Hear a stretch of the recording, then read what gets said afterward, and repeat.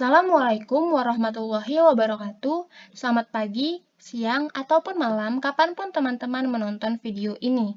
Saya, Intan Sabila, perwakilan dari kelompok 5 Hukum Bisnis, akan menjelaskan mengenai e-katalog kami yang berjudul Lembaga Pembiayaan. E-katalog ini membahas dua topik pembahasan. Yang pertama, tentang lembaga pembiayaan itu sendiri, yang mencangkup pengertian, tujuan pokok, fungsi, dan landasan hukum. Dan yang kedua, tentang jenis lembaga pembiayaan. Di antaranya ada sewa guna usaha, usaha kartu kredit, modal ventura, pembiayaan konsumen, dan ajak piutang, yang nantinya akan saya jelaskan mengenai tugas dan fungsi serta istilahnya. Nah, teman-teman, seperti yang kita ketahui, Indonesia ini adalah negara yang berlandaskan hukum. Maka dari itu, lembaga pembiayaan mempunyai landasan hukumnya nih. Seperti yang teman-teman bisa lihat, di sini ada 3 landasan hukum. Yang pertama, Peraturan Presiden Nomor 110 Tahun 2020 tentang Lembaga Pembiayaan. Yang kedua, POJK Nomor 29 garing POJK 05 garing 2014 tentang penyelenggaraan usaha perusahaan pembiayaan. Dan yang ketiga, POJK Nomor 35 garing POJK 05 garing 2015 tentang penyelenggaraan usaha perusahaan modal ventura.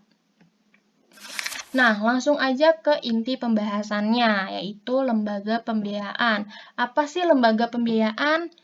Jadi, lembaga pembiayaan adalah sebuah badan usaha yang melakukan kegiatan pembiayaan dalam bentuk penyediaan dana dan atau barang modal. Hal ini tercantum dalam Peraturan Presiden Nomor 9 Tahun 2009. Fungsi lembaga pembiayaan yang pertama, meningkatkan kesejahteraan masyarakat melalui fasilitas penyediaan dana yang imbal hasilnya tetap menguntungkan pelaku usaha. Yang kedua, melindungi masyarakat bawah dari jeratan rentenir yang menyediakan pinjaman dengan bunga tinggi. Yang ketiga, mengembangkan infrastruktur dalam bentuk dana talangan ataupun dana proyek.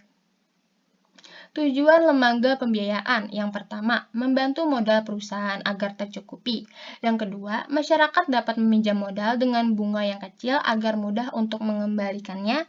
Dan yang ketiga, membantu proyek yang kekurangan dana. Nah, lanjut aja ke jenis lembaga pembiayaan yang pertama, yaitu ada sewa guna usaha atau leasing.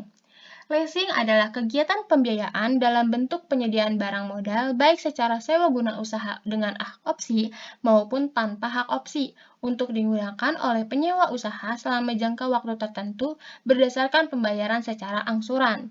Tugas pokok dari leasing yaitu menyediakan pembiayaan untuk keperluan barang-barang modal yang diinginkan oleh nasabah. Fungsi dari leasing yaitu memberikan keringanan kepada masyarakat untuk memiliki barang modal, walaupun barang yang dimiliki bernilai harga yang tinggi. Dan ini adalah 4 contoh perusahaan leasing di Indonesia. Teman-teman bisa lihat sendiri ya. Nah, teman-teman, di sewa guna usaha ada beberapa istilah nih yang perlu kita ketahui. Yang pertama ada lessor, adalah pihak yang menyewakan barang modalnya. Kemudian ada lessee, adalah pihak yang menggunakan atau menyewa barang modal. Dan supplier adalah pihak penyedia barang pesanan lessee yang akan dibayar secara lunas oleh lessor. Nah, teman-teman, di sewa guna usaha nih ada 2 jenis, yaitu ada finance lease dan operating lease. Keduanya nih mempunyai persamaan, yaitu berfokus pada kegiatan pembiayaan dalam bentuk penyediaan barang modal. Bedanya, kalau finance lease itu mempunyai hak opsi, sedangkan operating lease tidak mempunyai hak opsi. Jadi, kalau di finance lease, dia tuh bisa milih gitu, untuk membeli objek yang disewa atau memperbarui periodenya. Nah, kalau di operating lease, dia itu harus mengembalikan objek yang disewa kepada pihak lessor, gitu teman-teman. Nah, lanjut aja ke jenis yang kedua, yaitu usaha kartu kredit. Usaha kartu kredit adalah kegiatan pembiayaan untuk pembelian barang atau jasa dengan menggunakan kartu kredit. Tugas pokok dari jenis ini adalah membantu bisnis dalam melakukan pembayaran ketika uang perusahaan masih berada di konsumen, yang mana terkadang pembayarannya lama sehingga membantu pengelolaan pengeluaran dan perputaran kas. Nah, fungsinya yaitu untuk mempermudah kepentingan bisnis, seperti pembelajaran kebutuhan perusahaan, investasi, maupun pembayaran vendor. Nah, lanjut ke jenis yang ketiga, yaitu modal ventura. Modal ventura adalah suatu badan usaha yang melakukan usaha pembiayaan atau penyertaan modal ke dalam suatu usaha perusahaan yang menerima bantuan pembiayaan untuk jangka waktu tertentu dalam bentuk penyertaan saham melalui pembelian obligasi konversi atau pembiayaan berdasarkan pembagian atas hasil usaha. Tugas pokoknya yaitu mengelola dana investasi dari investor dengan tujuan utamanya adalah melakukan investasi pada perusahaan yang memiliki risiko tinggi, tetapi memiliki hasil yang tinggi juga guna memperoleh modal pinjaman dari perbankan. Nah, fungsi dari modal ventura yang pertama untuk membantu sebuah bisnis agar berkembang, yang kedua membantu suatu bisnis untuk memperoleh modal dalam kurun waktu tertentu, serta meningkatkan likuiditas perusahaan. Dan ini adalah 5 contoh perusahaan modal ventura di Indonesia. Teman-teman bisa melihat sendiri ya. Selanjutnya, jenis pembiayaan modal ventura berdasarkan kepemilikan. Di sini ada 4 nih. Yang pertama, Private Venture Capital Company adalah perusahaan yang belum menjual lembar sahamnya di Bursa Efek dan belum go public. Yang kedua, ada Public Venture Capital Company. Nah, perusahaan ini nih sudah menjadi bagian dari Bursa Efek, di mana saham mereka sudah terbuka untuk publik.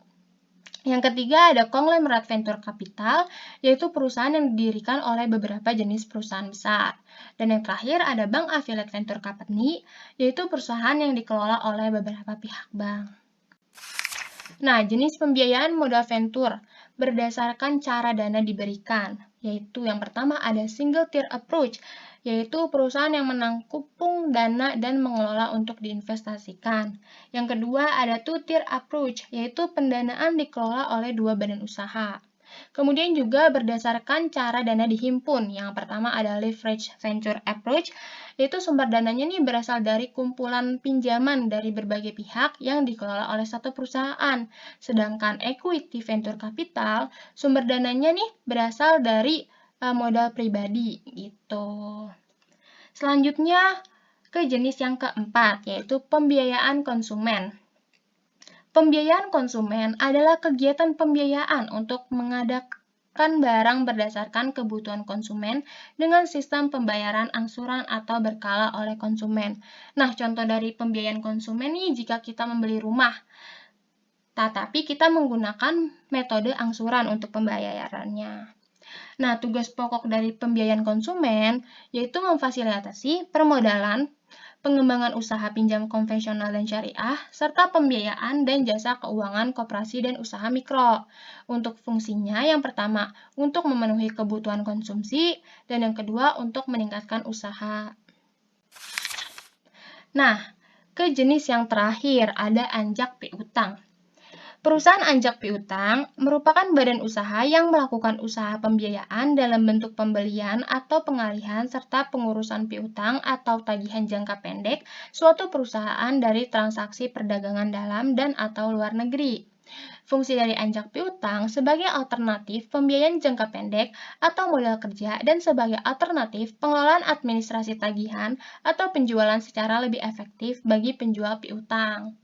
Nah, tugas pokok perusahaan anjak piutang menurut KMK 1251 KMK 03-1988. Yang pertama ada pengambil alihan tagihan suatu perusahaan dengan fee. Perusahaan anjak piutang memperoleh fee atau tambahan biaya dari pemilik piutang atas pengambil alihan tagihan perusahaannya. Yang kedua, pembelian piutang perusahaan dalam suatu transaksi. Perdagangan dengan harga yang sesuai dengan kesepakatan. Harga yang disepakati biasanya lebih rendah dari nilai piutangnya. Dan yang terakhir, mengelola usaha perusahaan kredit suatu perusahaan.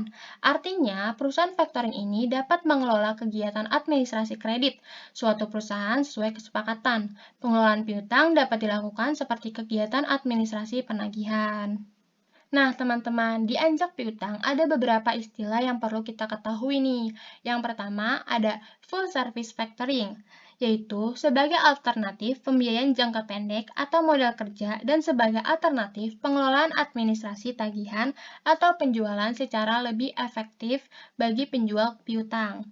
Yang kedua, ada resource factoring. Jenis ini hampir mirip dengan full service factoring. Bedanya, kalau resource factoring tidak mau menerima perjanjian anjak piutang yang menyertakan bad debts. Penagihan terhadap bad debts akan tetap dilakukan, tapi resiko gagal bayarnya tetap ada di pihak perusahaan klien. Yang ketiga, ada mandatory factoring. Ini berbeda dengan dua jenis yang sudah saya sebutkan tadi. Kalau mandatory factoring hanya bertindak sebagai pengawas, penata administrasi, dan pelindung kredit saja. Seluruh aktivitas teknis penagihan tetap dilakukan oleh perusahaan klien. Yang keempat, ada bulk factoring. Merupakan jenis anjak piutang yang hanya mengcover kegiatan pembayaran di muka dan penagihan periodik kepada debitur. Dan yang kelima, agensi factoring adalah jenis anjak piutang dengan mengatasnamakan penagihan piutang pada perusahaan lain. Jadi, jika kita menggunakan jasa factoring ini, perusahaan anjak piutang merupakan pihak yang namanya digunakan dalam invoice penagihan. Meski demikian, proses teknis penagihan tetap dilakukan perusahaan klien sendiri. Yang terakhir ada invoice discounting factoring, adalah jenis anjak piutang yang hanya menyediakan jasa pembayaran piutang tanpa penagihan. Jadi jika kita menggunakan jenis anjak piutang ini, perusahaan kita perlu melakukan penagihan piutang sendiri dengan pembayaran ditransfer ke pihak jasa factoring. Nah, teman-teman, tidak terasa kita sudah berada di penghujung dari e-katalog ini. Nah, kesimpulan dari e-katalog ini apa sih gitu? Jadi, lembaga pembiayaan merupakan salah satu badan usaha yang kegiatannya berfokus dalam hal pembiayaan untuk menyediakan dana atau barang modal. Lembaga pembiayaan itu meliputi yang pertama, perusahaan pembiayaan. Ada sewa guna usaha, anjak piutang, pembiayaan konsumen, dan atau usaha kartu kredit. Yang kedua, juga ada perusahaan modal ventura. Nah, perusahaan-perusahaan tersebut walaupun berada di lembaga yang sama, tetapi itu memiliki tugas dan fungsi yang berbeda. Namun, tujuannya itu sama, yaitu untuk mensejahterakan masyarakat Indonesia. Dan ini adalah beberapa referensi yang kami gunakan dalam penyusunan e-katalog ini. Saya ucapkan terima kasih kepada Bapak Suherdi SPD SHMM selaku dosen pengampu mata kuliah Hukum Bisnis karena atas bimbingannya e-katalog ini dapat selesai dengan tepat waktu. Dan ini adalah biodata tim dari anggota kelompok 5.